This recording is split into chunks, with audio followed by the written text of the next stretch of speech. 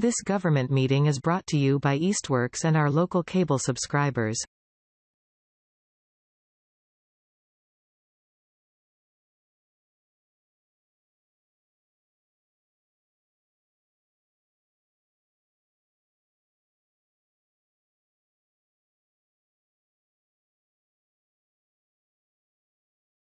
Good evening. It is December 10th, 2024.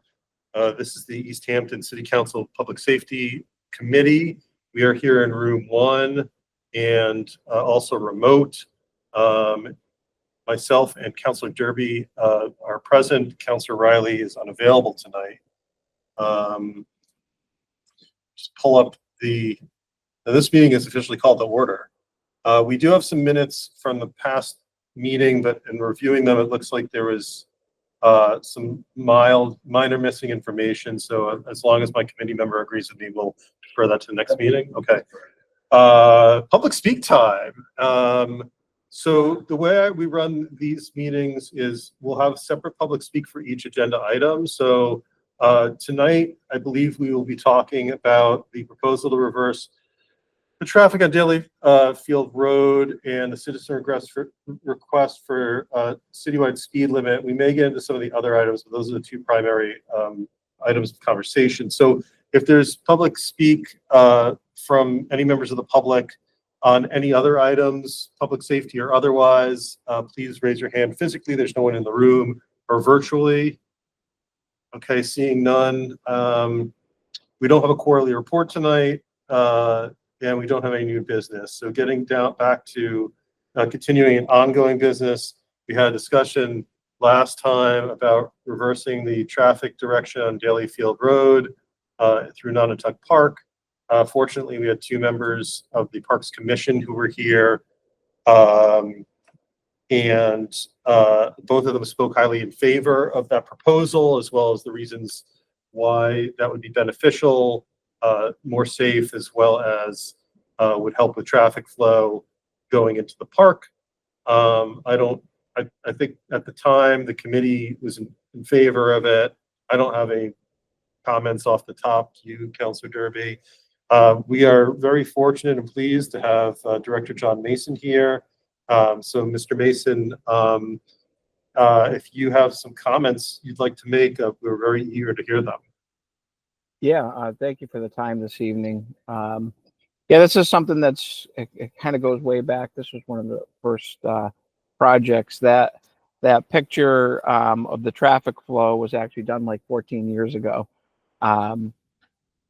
This last couple of years, I was able to meet with the city engineers, Dan Murphy, before he left, was helping me out and was going to use some city resources to help design a toll booth area inside the park itself that would create a better flow for folks coming into the park and for folks just traveling on Daly Field Road. You know, some of the things, as you see in the letter, that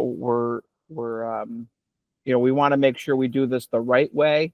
As you can see, some of the history, it's been almost 80 years, 75 years of that traffic pattern. And it's going to be an educational process for sure. But we want to reach out to our neighbors and the public and get a feel from why we're interested in doing that. I think folks on Louds Ave, particularly in going into around the corner to Wilson Ave, would be encouraged by this new pattern.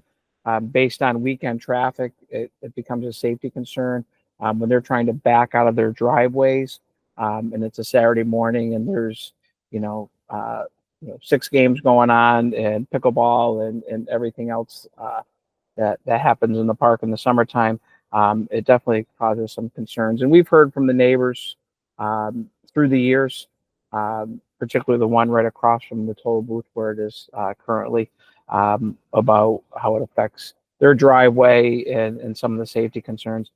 And the other thing is part of this plan is creating the exit to the right so we don't have a cross traffic pattern. We, as you guys both know, you guys are in the park.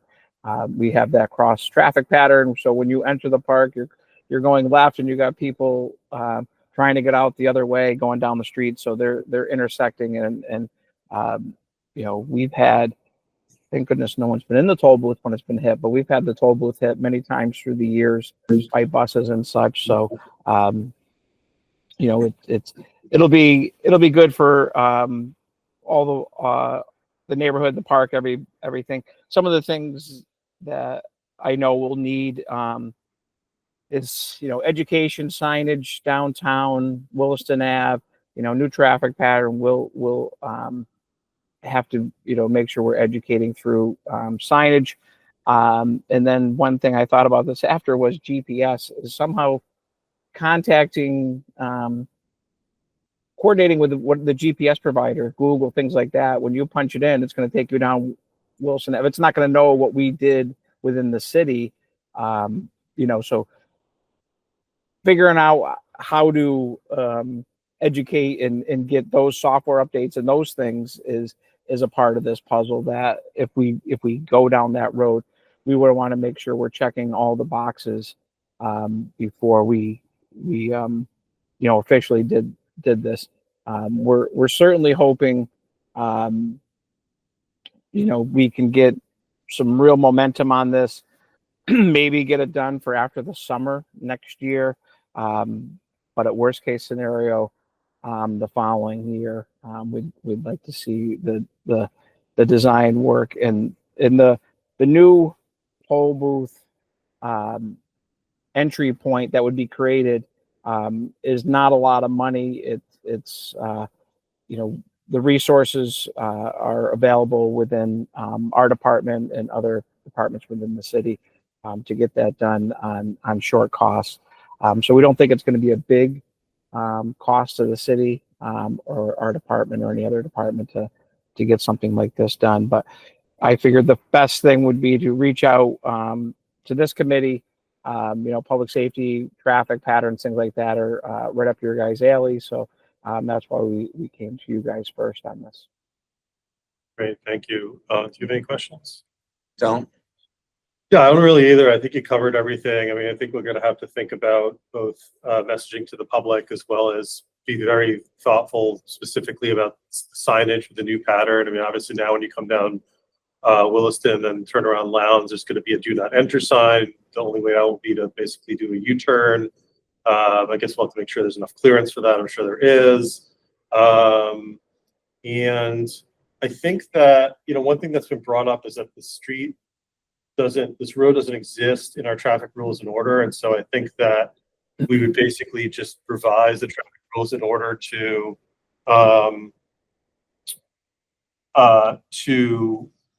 put the street in there as a one way. We can decide how we want to do that, either under parks, like a separate section for park roads, and have just a public hearing for that.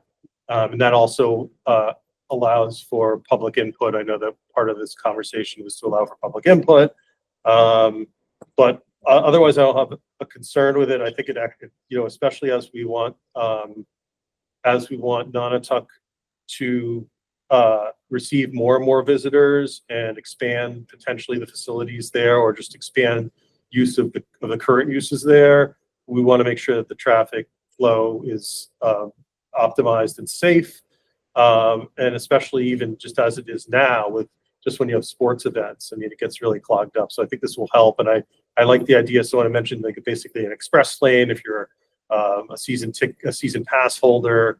So I think this will work. So do you have anything else? Oh, hi. So I think so, Mr. Mason, I guess the next question is, I mean, I'm happy to basically set a public hearing for this, unless prior to that you want another meeting so we can get public input before the public hearing. So one of the things I was going to do was work with the planning department on those little postcards they sent out when you're a neighbor and there's going to be a public hearing. So I want to work with them, and they can identify the neighborhoods that we want to make sure know what we're thinking about doing. You know, not just Lowndes Ave, Williston, but Ward Ave, and et cetera. You know, all the whole neighborhood, because they shouldn't be affected for the most part, because they're coming in one way and going out the other. So it's the same flow. It's just reversing. It's not changing the number of cars coming in. It's just reversing. If they, you know, when they leave the park, they would go down their neighborhood. Instead, they're going to come down their neighborhood in the morning. And when they leave the park, they won't bother their neighborhood. So I guess coordinating the public outreach on that, you know, so I'll defer to you guys if you want to go to a public hearing first. And then go to the neighborhood, or get it out to the neighborhood first, so they're aware of it, so they don't see it elsewhere on like a city council agenda before they're officially notified that this is something we're looking at. Yeah, I think it should go to the public first so that they can show up to a meeting. So we could have maybe one more meeting here where we have the public give a chance to weigh in, and then they have one more bite at the apple at a public hearing. Because if we have, say, a public hearing in February, is that adequate with your timeline, or would you want? Yeah, I think that's fine. I mean, like I said, it's going to be. I think next year we're going to have to use it as an educational year, like, you know, putting up, maybe it's orange signs, like, you know, next year, look for new traffic pattern, you know, Daily Field reversal next year, whatever it may be. You know, getting prepared for what's coming. And if we have, you know, the summer or the fall to really educate people, or if we're able to get it done for the fall, then we can do it if we get it out. But I think February is fine on that timeline, as far as I'm concerned. You know, then we can look at the other things of the signage, GPS, and all that other stuff. Okay, Councilor Derby, do you have any problem with my proposal of basically add this to the rules, so we have kind of neat and tidy? No, I think that's fine. And I also think that, you know, as far as timeline goes, you know, the planning department uses pretty specific guidelines to send abutter notices.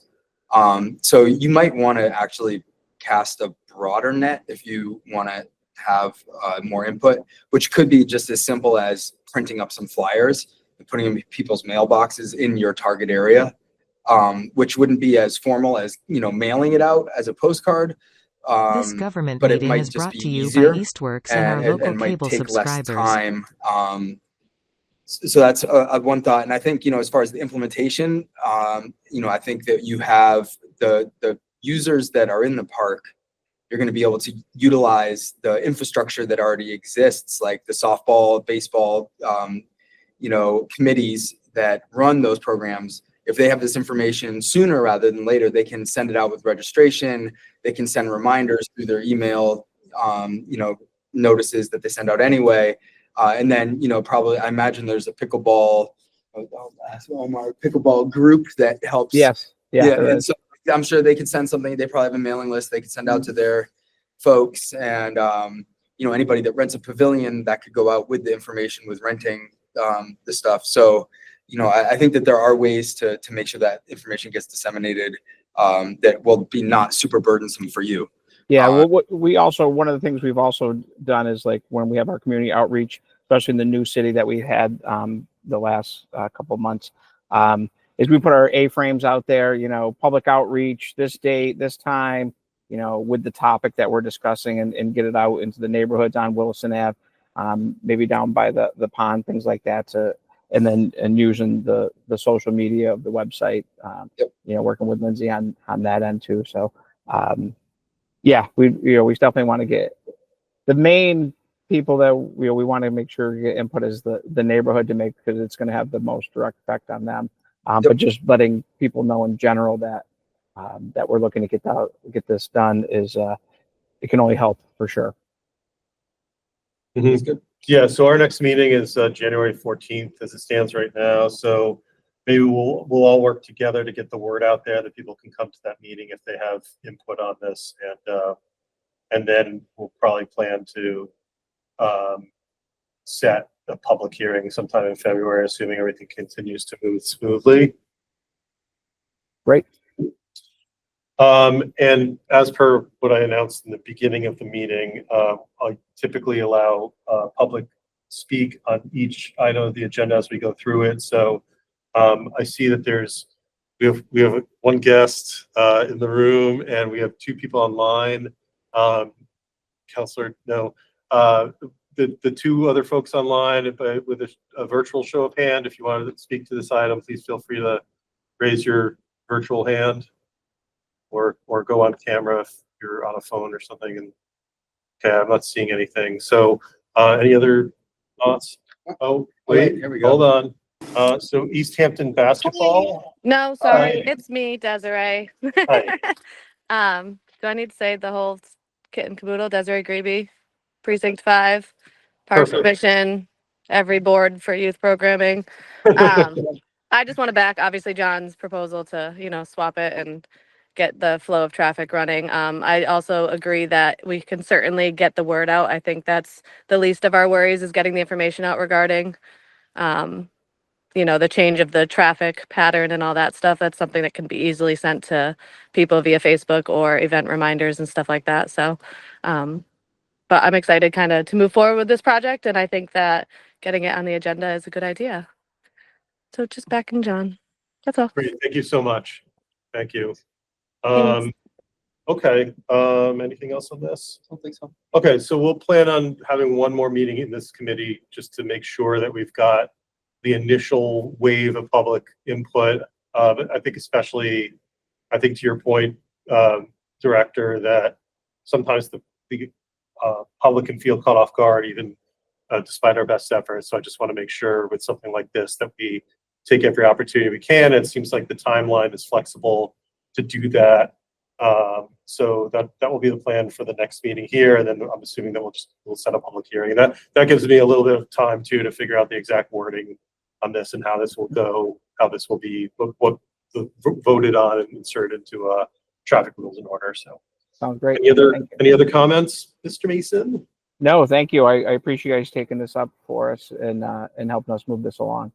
Absolutely, great idea. Yep. So okay, 14 years in the making. yeah. Thank you. All right, thank you. So moving on, we have the proposal to adopt the MGL for a 25-mile-per-hour citywide speed limit. I had a little bit more time to think about this. I think that overall, in certain ways, I think it's kind of a value statement by the city. I mean, more and more and more, I'd say and over the last month, I've been getting a lot of more messaging around speeders. Yeah. And so, Reckless drivers. yeah. And we, ultimately the goal really is to try to get people to drive safely. And we could do things, but I think this sends a pretty clear signal that that's what we want to do. I think we still have to really go through and make sure that the streets where it is reasonable to drive over 25, that those are appropriately delineated, and anything that's less than 25 would be delineated too, or is marked. But I don't really have an issue with this, and so I just maybe need another meeting just to think about exactly how we're going to again phrase this and move it forward, and how it dovetails with the current rules we have. I mean, I think it also makes sense.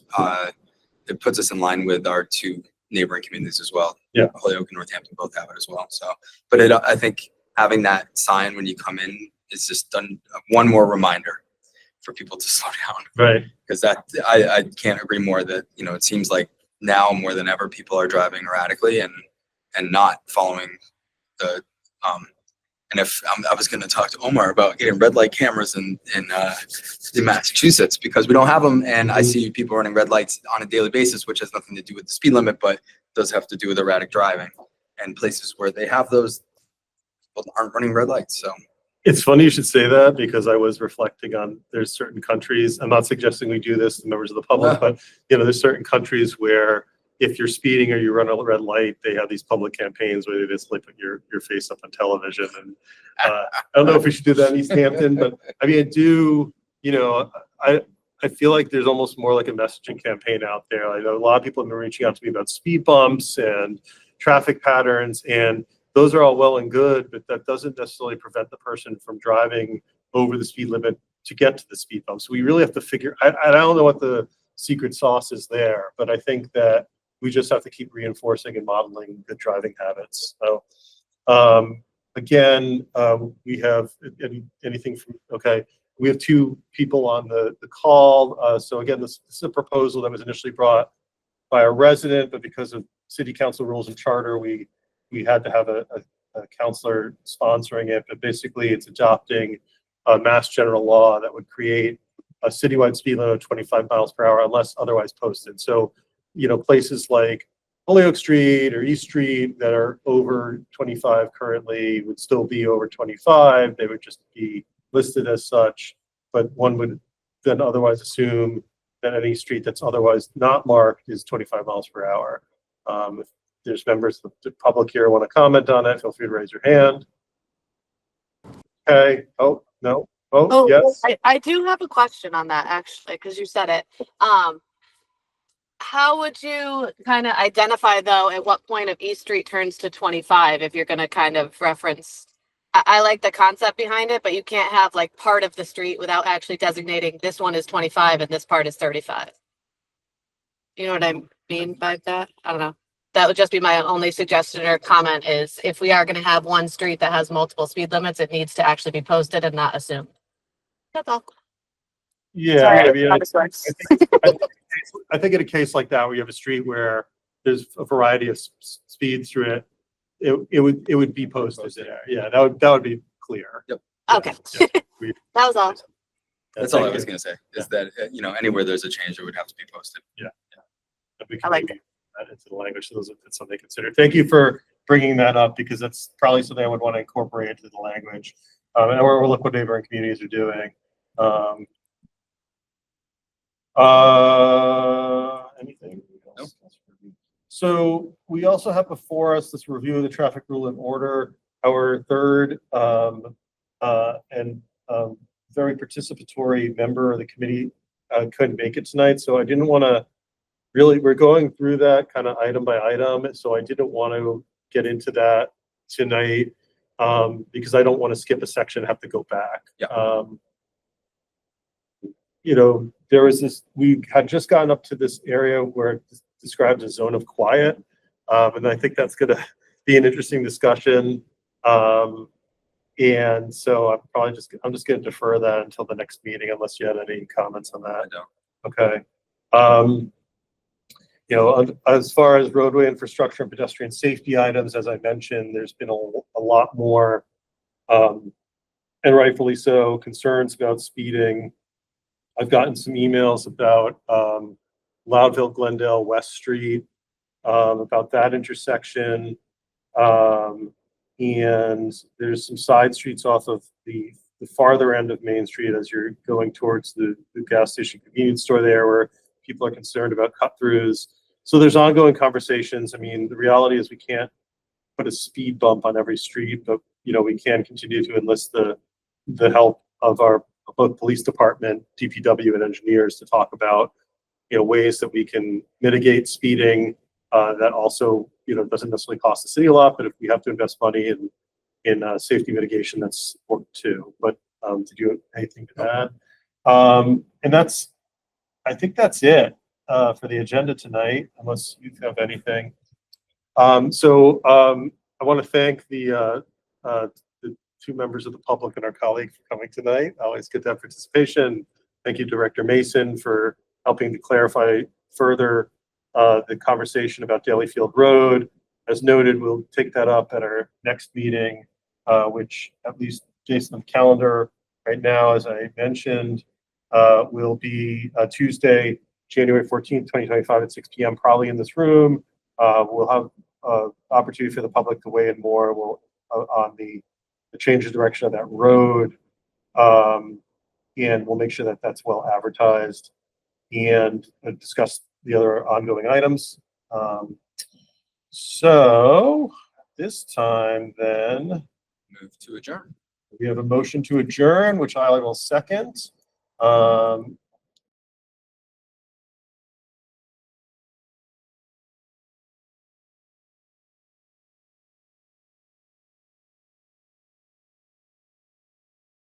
This government meeting is brought to you by Eastworks and our local cable subscribers.